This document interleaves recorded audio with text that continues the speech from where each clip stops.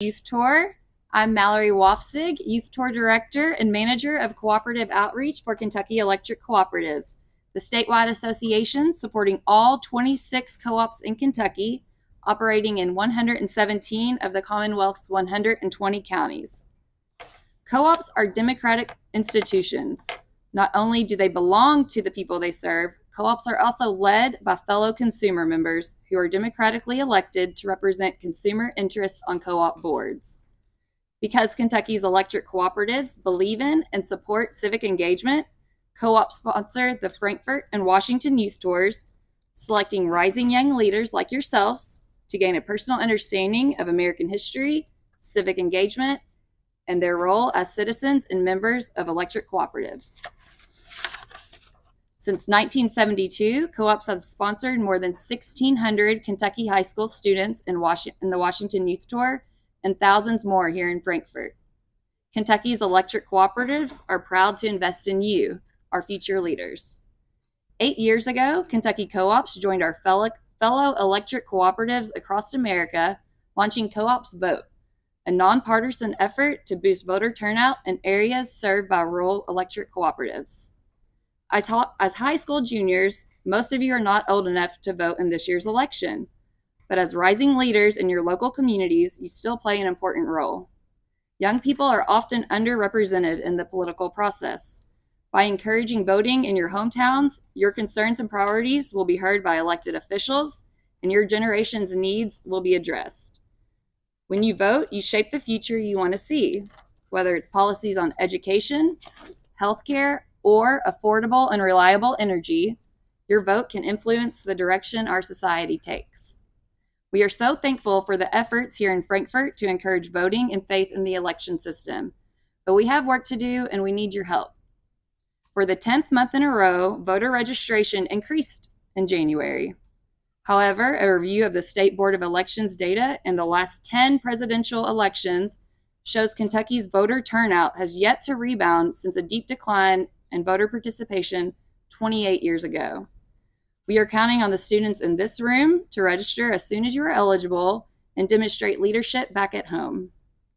I'd now like to ask Virginia Jones from Jackson Energy Cooperative to come forward to introduce our next speaker.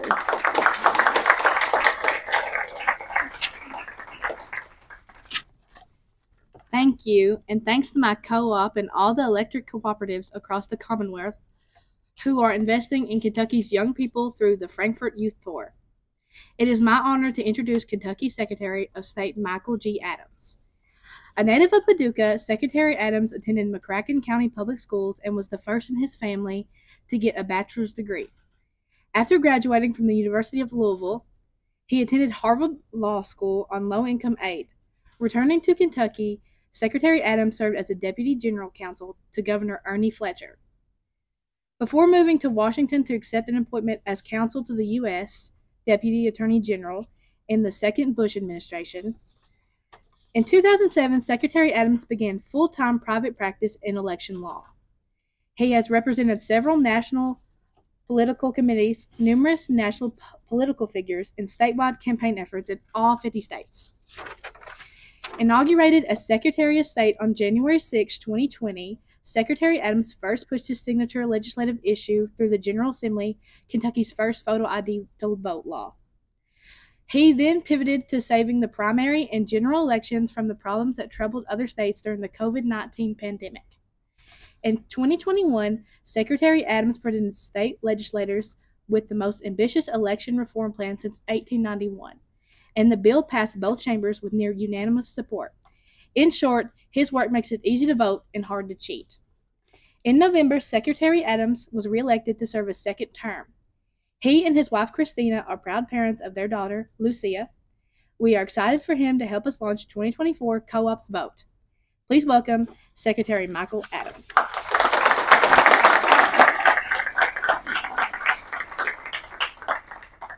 Thank you and good afternoon. I'm happy to be here today partnering with Kentucky Electric Cooperatives as we launch the 2024 Co-ops Vote program together. After Co-ops Vote launched in 2016, we saw steady improvements in voter turnout in our rural counties. That was until recently. In the 2022 general election, Kentucky saw just 41% voter turnout. In the 2023 general election, we saw just 38% of registered voters participate. In primary elections, those numbers are even lower. That's disappointing, to say the least, especially when you consider that voting in Kentucky has never been more convenient and never been more secure. We have implemented no excuse early voting on the Thursday, Friday, and Saturday before each election day. Unfortunately, our early voting law is under attack in this legislative session, even though some of our counties whose voters most use the early voting are our rural counties. We have made improvements to absentee voting as well. If you go to college out of town, this is probably how you'll vote. We've made it easier and more secure by creating a portal where you can request and also track your absentee ballot. Just be sure to have your photo ID number ready because you'll be asked for that. After 4 years of work, we have completed universal transition to paper ballots. These are more secure, and they allow county clerks to perform a recount if there's a challenge. I hope that you'll take advantage of the expanded voting options once you're old enough to vote, but showing up to vote is just one part of civic participation. We also need younger Kentuckians to step up and serve as poll workers. It takes 15,000 volunteer poll workers to open up all of our voting locations in a statewide election. Before I took office in 2020, I told lawmakers that we had a poll worker shortage. Unfortunately, it's not gotten any better. The pandemic made it worse. If we don't have enough poll workers for May's primary, then the counties will be forced to close precincts.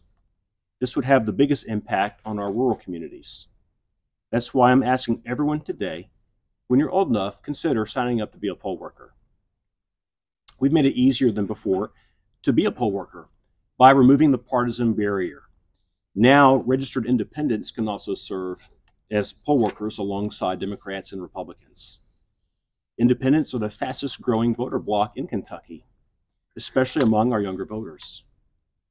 You can register to vote or sign up to be a poll worker at our website, govote.ky.gov. One last point. The number one reason people tell me they don't vote isn't voter suppression. It's they just don't know enough about the offices they'd be voting for. I've asked the General Assembly to require civics education for all Kentucky high school students. We've made it easy to vote, but we also need to ensure an informed electorate so that the people can better hold the government accountable. If you agree with me on any of these issues, or hopefully all of them, let your legislators know. I hope we'll continue to see voter participation increase across Kentucky, and I'm thankful for the work of co-ops in not only encouraging information for voters, but also education. Thanks so much, and welcome back to the Capitol. I'm happy to take any questions or comments that you have, and thanks so much for being here. Thanks a lot. Yeah. Mr. Secretary, what would you consider the greatest advancements you have made towards the security of voting? Well, I'd love to tell you just one, but I would say the most important thing that we did was probably photo ID to vote in the first session, and it's not because that's the biggest vulnerability that we had, but because it made voters take us seriously, and it gave us the freedom to then expand voting access for people. And I felt like we couldn't reassure people that they could trust our voting system unless they saw us taking reasonable steps to ensure that we had voters casting legal ballots in their own names. And so that was kind of the starting point. We focused on security first, and that enabled us to expand access. Yeah. Mr. Secretary, how have you expanded like the education around government, like teach people more about it? Well, I don't really have that as part of my portfolio, but I have asked the General Assembly to require civics education in schools. I never had civics education. I had to go out and teach myself, and a lot of folks don't. And so, as I mentioned, I think it's important that we make voting accessible, but we also have to ensure that people are informed about the system.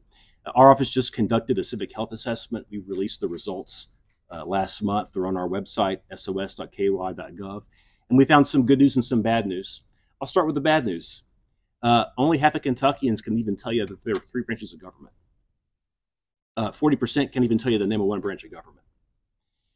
You can't have an informed electorate if you don't have just the most basic fundamental knowledge about our government.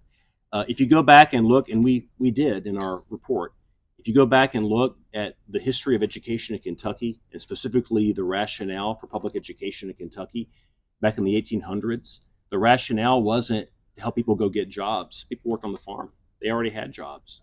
The purpose of public education was to ensure that citizens are capable of self-government. Ronald Reagan, who was president when I was a boy, said that freedom is just one generation away from extinction.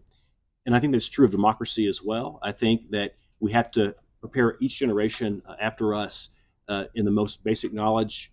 You want them to be patriotic and love their country. You want them to understand their government and be able to participate meaningfully. Yeah. Mr. Secretary, you said that our country has the largest gap of Republicans or Democrats, but the uninformed voters coming up. How, on your opinion, how would one go about becoming an informed voter? Well, there are a lot of resources out there. I think the most important thing is to not do the wrong thing and to not go backwards. And there are a lot of folks out there that are putting out false information. Longer subject matter than we have before us today, but with just the advances in technology, it's easy to Photoshop pictures. It's easy to deep fake what appears to be the candidates or the leaders. If you noticed in the New Hampshire primary, there was a deep fake phone call that purported to be from the president telling people to not vote in the primary. The technology is getting cheaper and cheaper to produce websites that look like legitimate news sources, but aren't. So the first thing to do is just to not be gullible and take in false information and believe that it's legitimate. That's probably the biggest challenge I have every day. First thing in the morning, I wake up and check all my socials is just this wave of crazy hate of people that are just convinced that our elections are all rigged, and they're believing Twitter profiles with eggs as their avatar versus the government officials that actually run the elections. It's a major problem. In our report, we did find, fortunately, that Kentuckians are savvier on average in terms of trusting legitimate sources and not trusting ones that aren't legitimate. Kentuckians overwhelmingly trust local television. They trust print journalism. They trust journalists who are ethical, who go through training to be journalists and have a code of ethics to follow. They tend to distrust social media. But each generation is more accepting of new sources of information and less deferential to older sources. And so this is a real concern for me going forward, is that we have civic literacy, not just about the government, but about the media and information as well. Yes? So in regards to the recent governor's election, regardless of your party or not, but we saw that a lot of, like, tons of rural areas and small communities were all voting for one party, but yet the other party won on just 2 cities. So how can you convince smaller communities that their vote is even important? Well, we don't have an electoral college kind of a system. You know, if Kentucky votes a certain way, and other states are competitive and we're not, and people can feel like their vote is wasted, I can understand that. I don't agree with it, but I get it. But that's not how an election works for governor or for Senate or for any other office that we vote on. Every office that we vote on, a vote in a rural place counts just as much as a vote in an urban place. And so the fact that a candidate wins Jefferson or Fayette County, sure, the other candidate has to win 100 counties to catch up to the lead, maybe in those 2 urban counties, but it happens. I lost Jefferson and Fayette County, and I'm still here. So every vote counts. And it is concerning to me that we have seen a decline in rural turnout specifically. If you look at November, gosh, we had counties that were in the teens in their turnout in a general election. I'm not prioritizing rural over urban. I want everybody to vote. And we do have strong turnout in Louisville and Lexington and Frankfort, actually. But the weak turnout is primarily in the rural areas. And however people are voting, whatever party, we did have a Democratic candidate for governor win several rural counties. So I think any candidate can compete anywhere they work it. The important thing is that rural voters participate. Yeah. Why do you think there's been such problems in the voting process in other states? Well, it's challenging to run an election. I have a fuller appreciation of that now after 4 years. And other states have had challenges we didn't have. So I'm not going to cast aspersions on anybody. I will just say this. what we have tried to do in Kentucky is to be data focused and rational and look at the actual problems and address those and be guided by facts and reason and not conspiracy theories. And I think the fact that we've done that has been good and helpful. Also, the fact that we've been bipartisan. From day one, we've made a point to, I'm a Republican, but we mean to bring in Democrats into every conversation and make sure that we're not harming anybody intentionally or otherwise. And I think that's important, not just to get a good policy, but also to get a good look. I'm not a successful office holder if half the electorate think that I'm up to something and I'm trying to rig stuff for my party. I'm not, and I go out of my way to make sure that both sides see that I'm being fair. Yeah.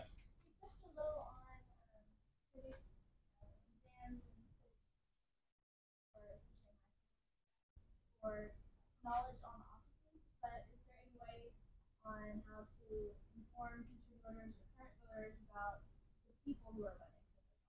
I find it very hard to understand who's running and what they're running for, what they're running against. That's a great question.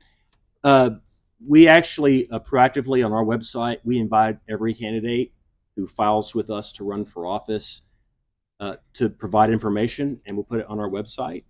Even my opponent last year, we invited him to give us information about his campaign and why people should vote for him, and we put that on our website.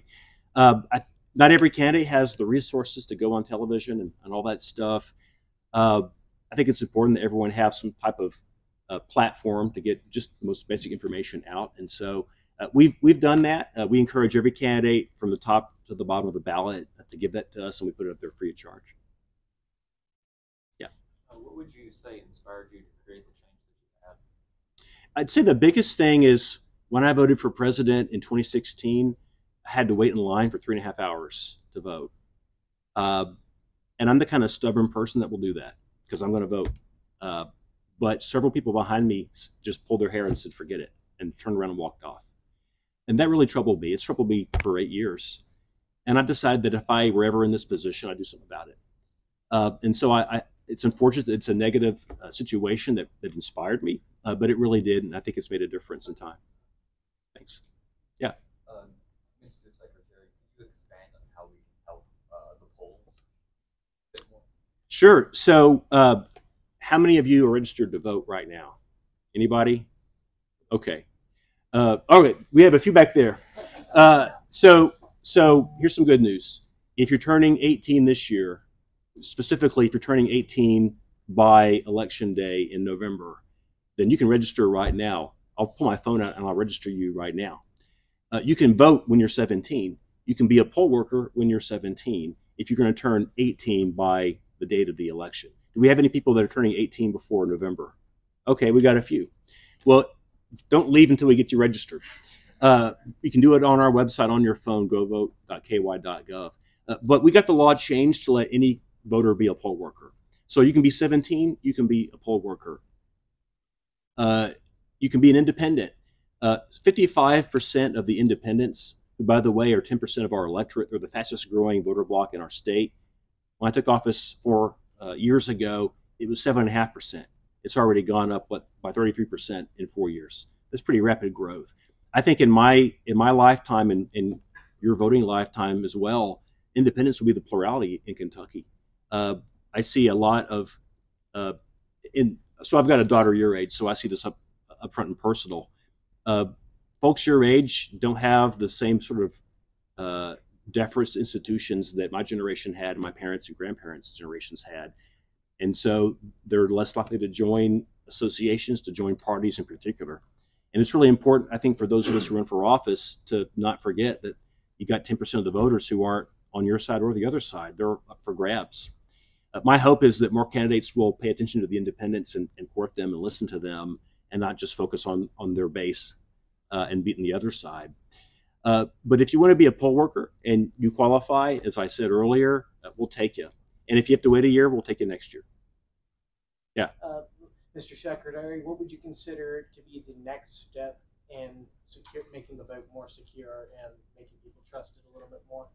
Well, I'll tell you, this is not a business where you can rest on your laurels because there's always something. And so this is a race that has no finish line, and you're always working to be better because the threats that you're facing morph.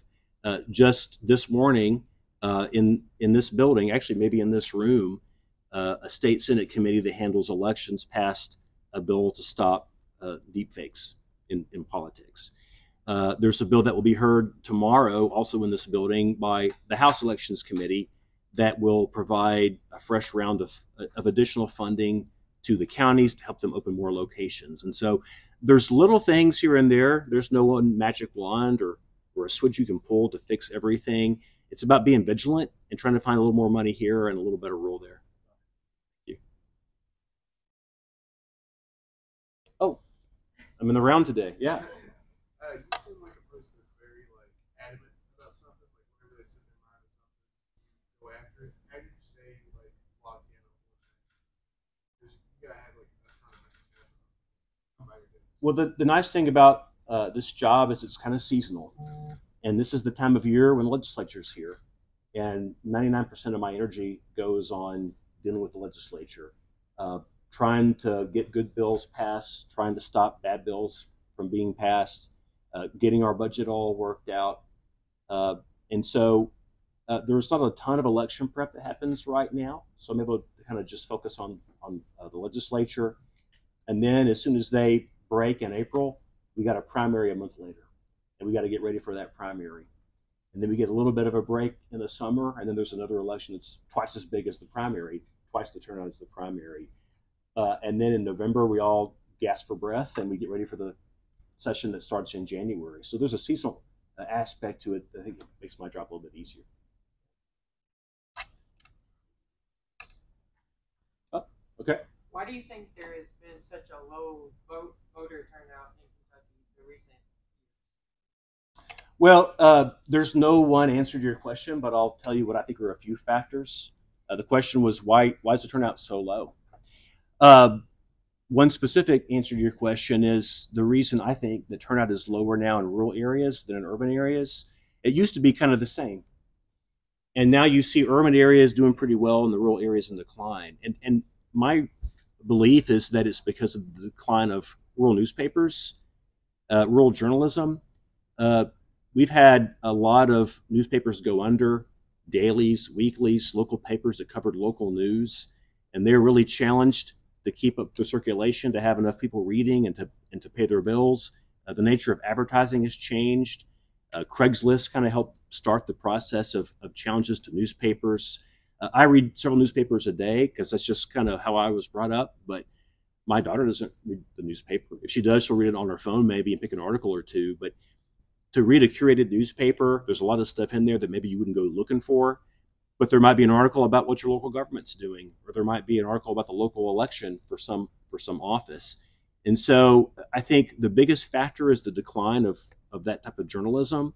That means that rural voters just aren't as motivated to go vote. They don't know as much about the offices. They don't know as much about the people and the campaigns and the issues. And so that's, again, I want everyone to vote wherever they live, but it's a unique problem for rural populations that the urban populations don't have as much. You still have strong newspapers in Lexington and Louisville.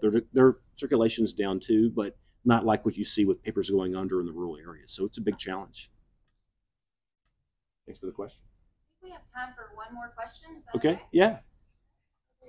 Last one. If we turn 18 by the time of the general election, we vote the primary? That's correct. That's right. It's actually been the law for several decades. It was when I first registered to vote as well. Yeah. All right. Thank you all. Great questions. Thanks very much. Thank you. Thank you. There's a small token of our appreciation for your partnership over the years. Thank you so much. Thank you. There you go. Great Thank kids. you very much. Thank you. All right. We're going to continue with our program now.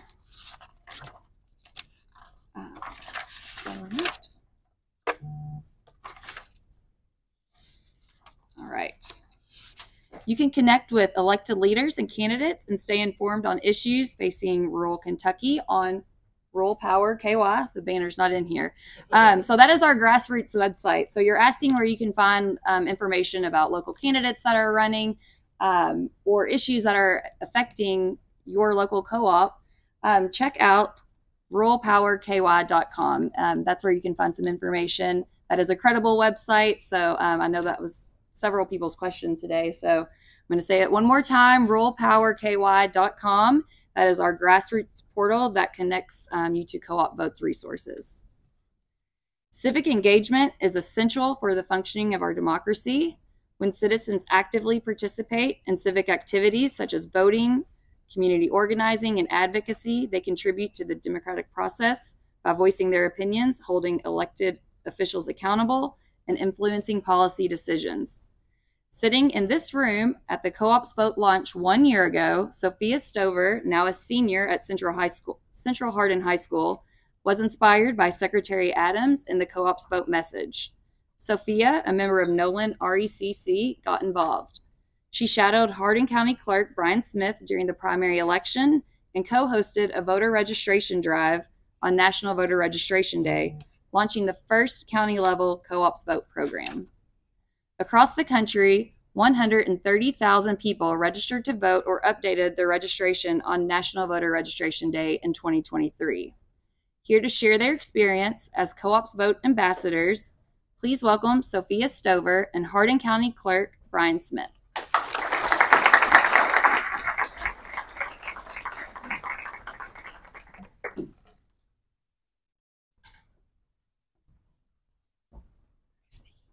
We didn't discuss who was talking first. We're just going to walk up and wink.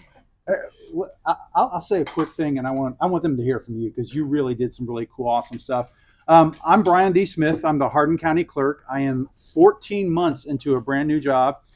Sometimes it feels like 14 years. Sometimes it feels like 14 days. It has gone by really, really quickly. But when I was your age, it was 1987. Ronald Reagan, oh gosh, someone give me a look. Like you didn't have to go. They did. They gave me a look. I'm going to point you out. You did give me a look. It was 1987. Ronald Reagan was president. The USSR was the greatest threat to our freedom and our democracy, and we literally lived as in a fear of them launching nuclear weapons at the United States at any given moment. I had a DeLorean poster hanging on my wall, and I had a really, really wicked mullet. It was a great, great year. But most importantly, during that year, I had a government class by Miss Van Velkenberg. And she was tough. She was fierce, but she was inspiring. She saw value in me. She saw that I was the weird kid in her class who actually was interested in government, who was excited about it and wanted to learn more. And she really, really poured into me. So I want to thank Secretary Adams for his effort to get more civics education into our classrooms. I think it will inspire future governors, future county's clerk, future mayors.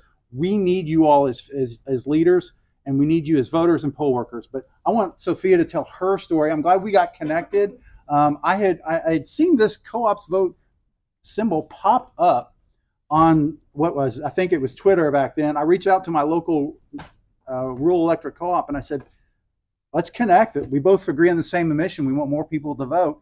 And she connected me with Sophia, and I said, well, Sophia's not old enough to be a poll worker, but we can put her to work anyway. So she came into my office. I let her tell her story.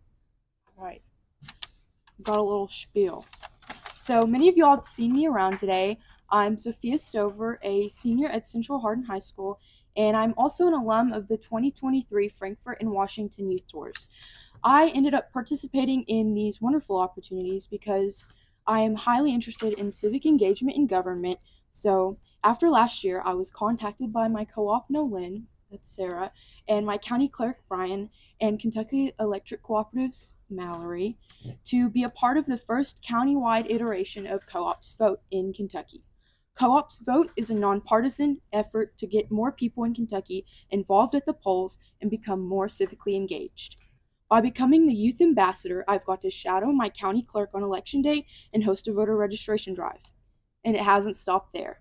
Now that my peers are aware that I'm involved with this initiative, they've asked me how to vote, where to vote, and who is even running. This is truly my favorite part of Co-op's Vote, and by far the most fulfilling part.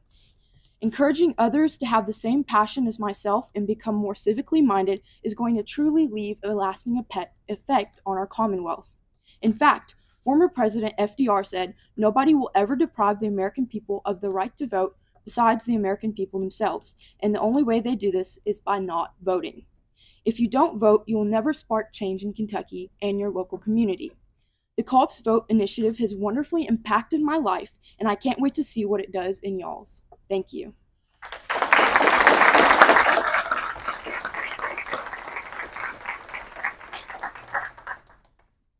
Any questions for Sophia, for County Clerk?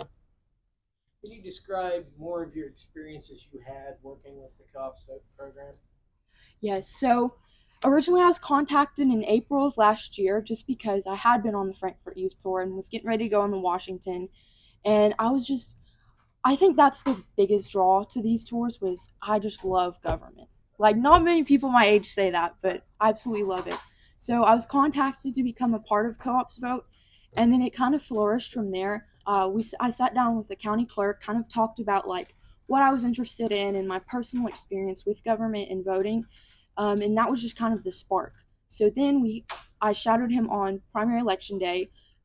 If y'all ever do this, it is by far the most interesting thing you'll ever see. I loved all the protocols, so just seeing how everyone worked together in one hub in the county clerk's office to make sure that election was smooth was wonderful. And then after that, a few months passed, and in September, on National Voter Registration Day, I hosted a registration drive at my CTE high school, which is a career technical education high school. So that way, every high school in my county could have a chance to register to vote, and we had quite a good turnout from high schoolers. Then we also had a few staff members of the school come and like ask who's running or what even is going on in this election, and then a few ended up changing their parties, just kind of getting more informed. And then after that, on general election day, I did go shadow again for a few more hours. That was definitely a more intense election, and after that, I've just continued my participation and my connections with Kentucky Electric Co-ops, Nolan, and the Hardin County Clerk's office. Yes. I think if you want to go into government whenever you graduate, you might, I guess, what part of government would you like to be? County clerk? Would you like to be part of the Senate, or at a local or national level? So I'm going to start off as a lawyer. I think that's probably my biggest spark and my biggest ambition. And I plan on going into corporate law. So eventually transitioning into public policy and dealing with economic policy is kind of my goal. So I definitely want to start local because Hardin County and the cooperatives and everyone in Hardin County from my volunteer experiences truly changed my life. And so I want to maximize my possibilities of giving back in any way to Hardin County. And then maybe if I'm halfway decent, I'll go for state office. Okay, I'm more than mildly relieved she didn't say she was going to run for county clerk. So I couldn't deal with that. Any other questions? Well, I'll brag again on her. She did a great job. She came in and got to see, and it is election day in a county clerk's office, and it is in the secretary's office. It's very organized chaos. There's a lot of things going on at the same time. We all have to make sure we're compliant with the law. But she got to see behind the scenes the extreme measures we take to make sure every vote counts. And I think that was pretty. It was eye-opening. It was locked down like Fort Knox. So, especially with the paper and mail-in ballots, you know for sure that your ballot's not going to get messed up or it's going to be fraudulent, and it's going to count. Because people like Brian and the Secretary of State are taking such extreme measures to make sure every voice and every vote is counted. Any other questions? Thank you all for having us. Thank you.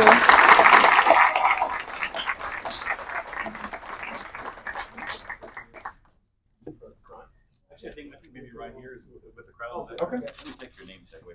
Yes. Keep her in the middle. Okay. All right, here we go. Let's turn to get one more to the side here. Okay. Let's turn this way. Yeah, that's good. All right, here we go. Okay, thank you.